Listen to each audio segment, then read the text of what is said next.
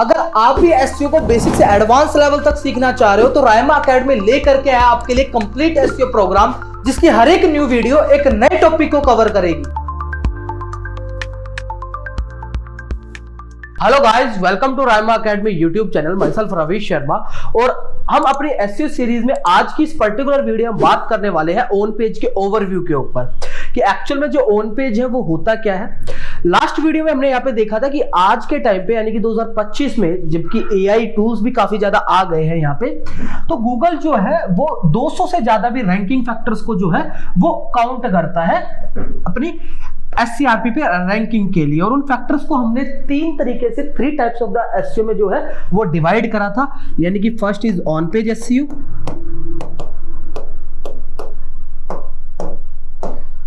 Second is technical SEO,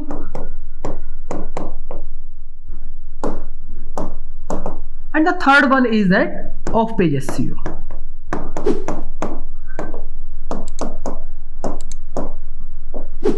एक तीन तरीके से जो है वो एसईओ हम यहाँ पे स्टडी करने वाले हैं और इनके अंदर जो जो फैक्टर्स अलाइन होते हैं, जो जो कंडीशंस अलाइन होती है, उनको स्टेप टू स्टेप प्रैक्टिकली हम आगे वन बाय वन वीडियोस में जो है वो सीखने वाले थे। तो आज की जो हमारी वीडियो है वो पूरी की पूरी प्रॉपर है ऑन पेज के ऊपर कि ऑन पेज में ऐसे कौन कौन से फैक्टर्स जो है वो अलाइन करते हैं और कौन कौन से फैक्टर्स जो हमारे लिए आज के टाइम पे जरूरी है, जो गूगल कंसिडर कर रहा है एज अ रैंकिंग फैक्टर्स। तो अगर इनको थोड़ा सा डेप्थ वे में देखा जाए तो जो ऑन पेज है, ऑन पेज स्टार्ट करने से पहले हमें यहाँ पे याद रखने की जरूरत है कि ऑन पेज जो है वो हमारा पर्टिकुलर पेज के लिए यहाँ पे होता है। ऑन पेज जो है वो यहाँ पे अपना पर्टिकुलर पेज के लिए, आप यहाँ पे डेफिनेशन जो है वो देख सकते हो, SEO specifically for the optimising the web page. अब जो ये है ये क्या है पर्टिकुलर वेब पेज के लिए। देखो क्या होता है, जब भी हम अपनी एक वेबसाइट बनाते हैं तो वेबसाइट के अंदर जो है वो अलग अलग पेजेस डिजाइन करते हैं। एज एग्जांपल जैसे मान लेते हैं मैंने यहाँ पे अपनी कोई वेबसाइट बनाई हुई है, तो सबसे पहले अपना मैंने होम पेज बनाया होगा उस वेबसाइट के अंदर, ठीक है। उस वेबसाइट के अंदर जब मैंने होम पेज बनाया होगा तो अपनी कोई डिजिटल मार्केटिंग का कोई एक पेज 1 बनाया होगा, डिजिटल मार्केटिंग का कोई पेज 2 बनाया होगा, यहाँ पे कोई पेज 3 भी बनाया होगा, ठीक है। या फिर यहाँ पे कोई भी अपना अबाउट अस पेज बनाया होगा। देखा ऐसे अलग अलग जो है वो मैंने पेज यहाँ पे बनाए हैं अपनी वेबसाइट के अंदर, ठीक है। अब मान लेते हैं एक पेज जो है वो है मेरा किसी पर्टिकुलर लोकेशन के लिए, जैसे ये मेरा जो पेज है वो रोहिणी लोकेशन के लिए होगा, ये जो मेरा पेज है वो पीतमपुरा लोकेशन के लिए होगा, ठीक है। ये जो मेरा पेज है वो हो सकता है पूरी पूरी ऑल ओवर दिल्ली लोकेशन के लिए हो, ठीक है। There are different various type of the pages जो हमारी वेबसाइट्स के अंदर हम बनाते हैं। तो उन पर्टिकुलर पेजेस के लिए जो है वो हम यहाँ पे ऑन पेज एसईओ जो है वो परफॉर्म करते हैं। यहाँ पे एज एग्जांपल मैं आपको स्क्रीन पे थोड़ा सा लेकर के चलता हूँ। जैसे जैसे मैं यहाँ पे गूगल पे जाता हूँ, गूगल पे मान लेते हैं मैंने कोई भी अपनी क्वेरी या कीवर्ड जो है वो सर्च करा।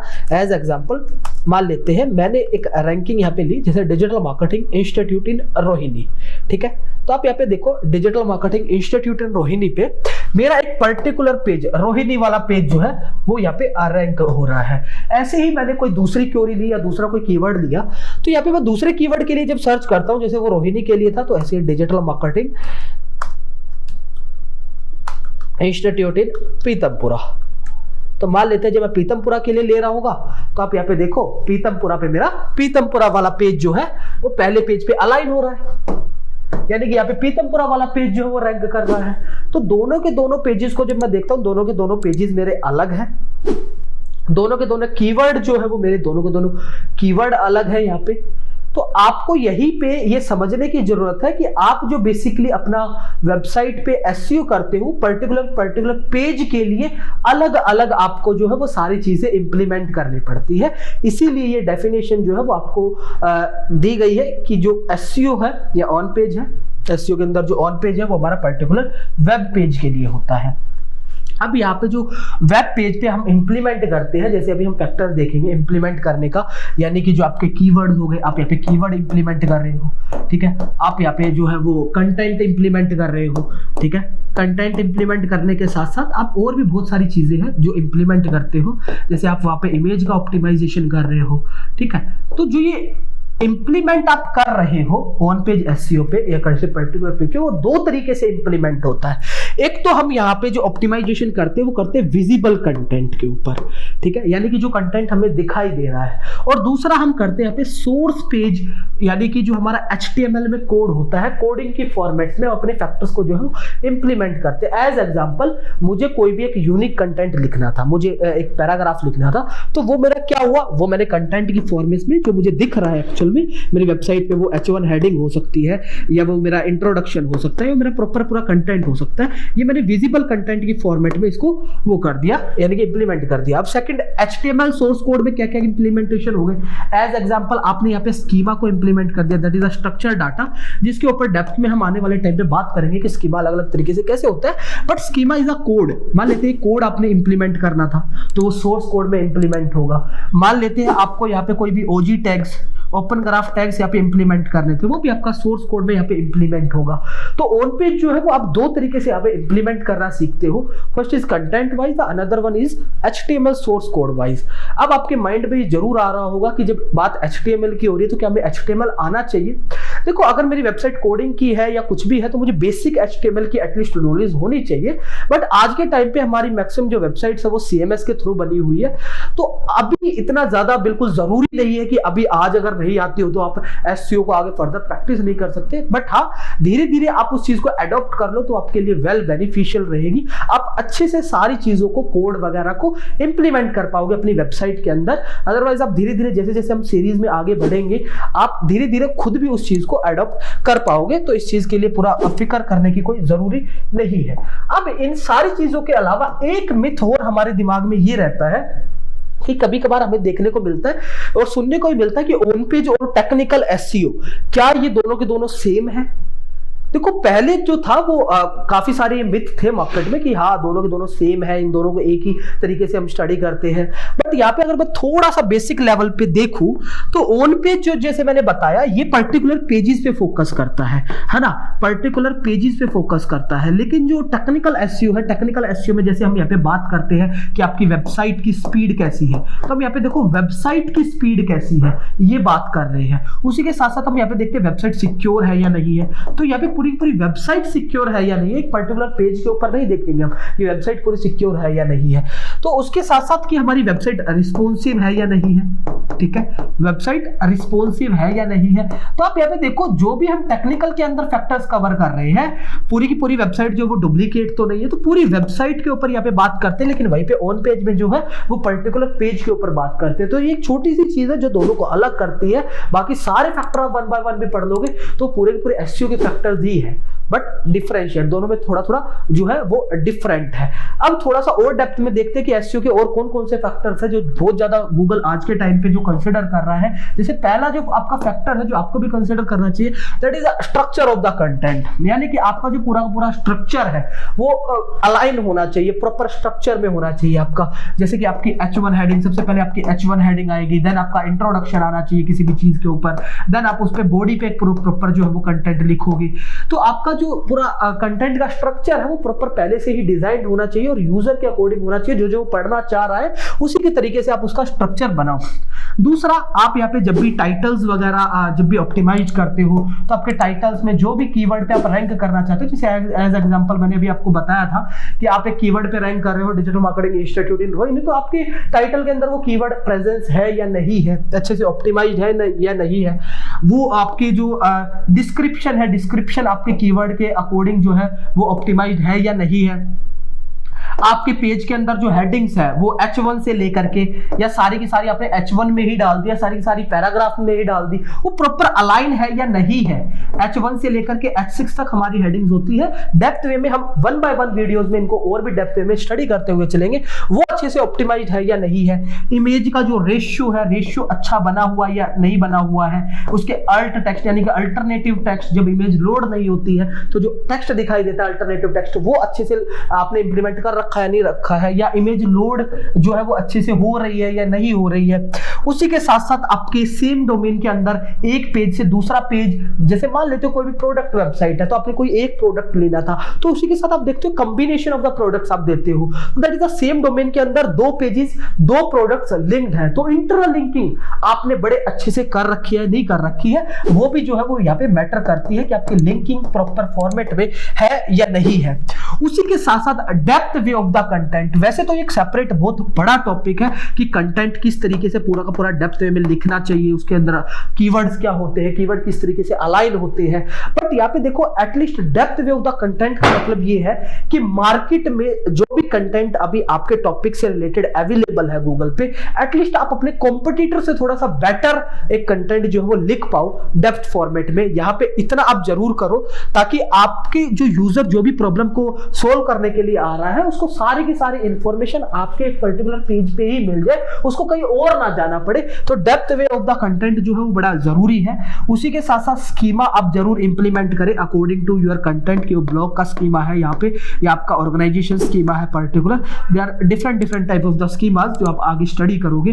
उसी के साथ साथ आपकी जो वेबसाइट का यूआरएल, आपके जो पेज का यूआरएल है वो आपके यहाँ पे ऑप्टिमाइज्ड है या नहीं है, प्रॉपर उसमें कीवर्ड या रिलेटेड सर्च क्वेरीज इंप्लीमेंटेड है या नहीं है, ये सारे वो फैक्टर्स है जो ऑन पेज के अंदर हम स्टडी करते वन बाय वन आगे वीडियोस में चलेंगे भी डेप्थ वे में। ये सारे फैक्टर्स आपकी जो है अगर वो ऑप्टिमाइज्ड है तो डेफिनेटली आपका जो ऑन पेज है वो स्ट्रॉन्ग हो जाएगा आपकी वेबसाइट के अंदर।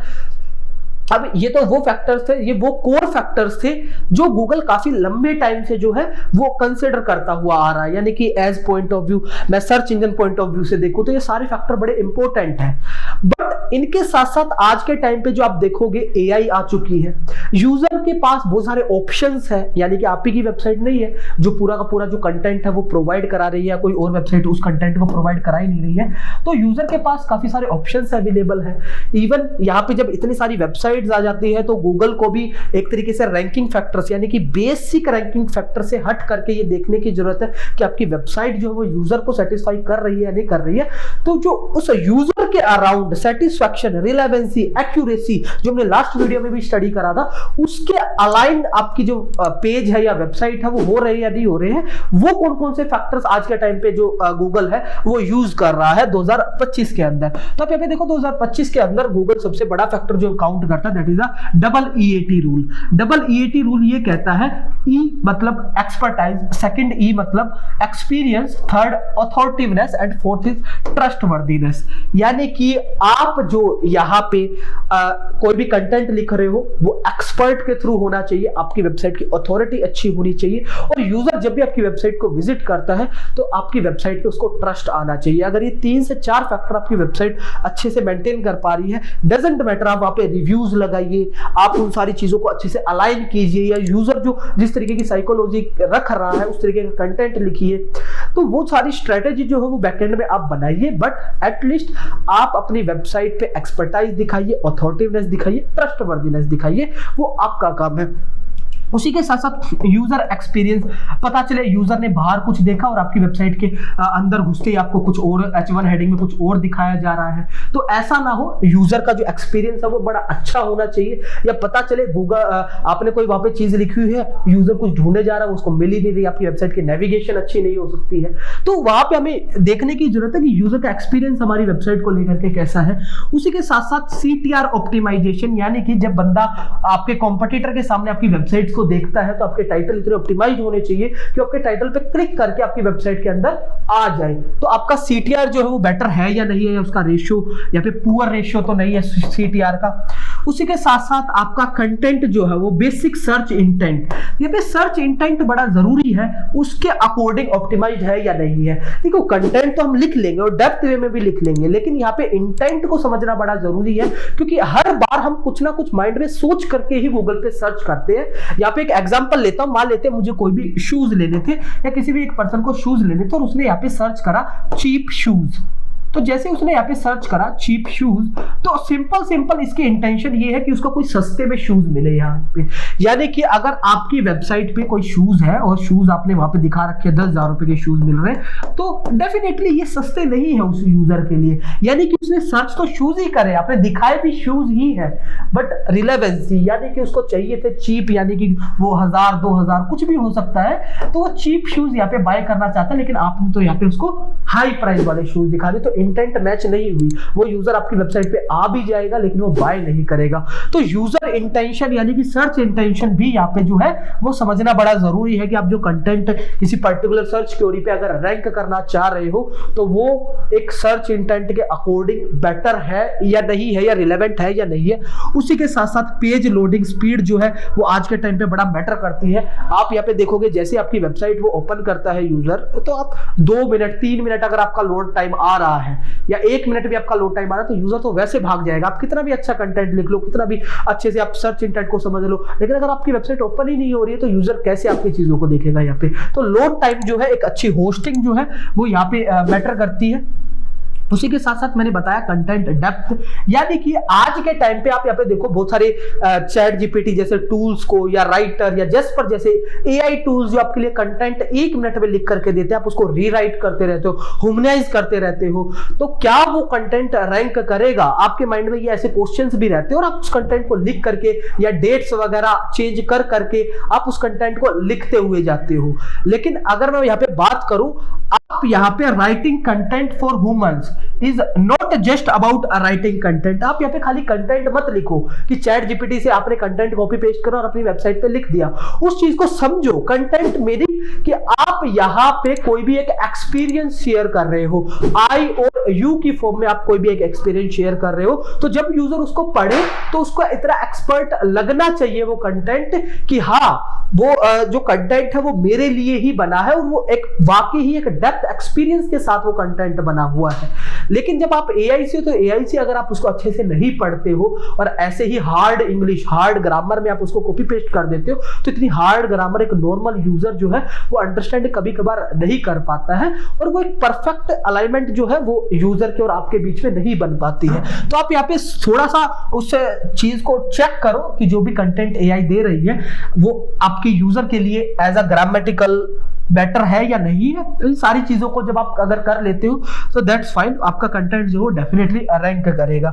उसी के साथ साथ अगर यूजर आपके कंटेंट के साथ कोई भी एंगेज कर रहा है, वहां पे कोई भी कॉल टू एक्शन यहाँ पे प्रोवाइड करा रहे, तो वो हिट कर रहा है या नहीं कर रहा है, या यूजर आपके कंटेंट पे बार बार वापिस आ रहा है या नहीं आ रहा, आप यूजर को रिटेन कर पा रहे हो या नहीं कर पा रहे हो, ये भी फैक्टर जो है वो आज के टाइम पे बड़ा इंपॉर्टेंट जो वो रोल प्ले करता है इन 2025। तो ये वो फैक्टर्स है जो आज के टाइम पे काफी मेजर रोल प्ले करते हैं आपकी रैंकिंग में। अगर इन सारे फैक्टर्स के अराउंड आप अपने वेब पेजेस को ऑप्टिमाइज कर लेते हो तो डेफिनेटली आपकी रैंकिंग जो है वो काफी तेजी से आ जाएगी।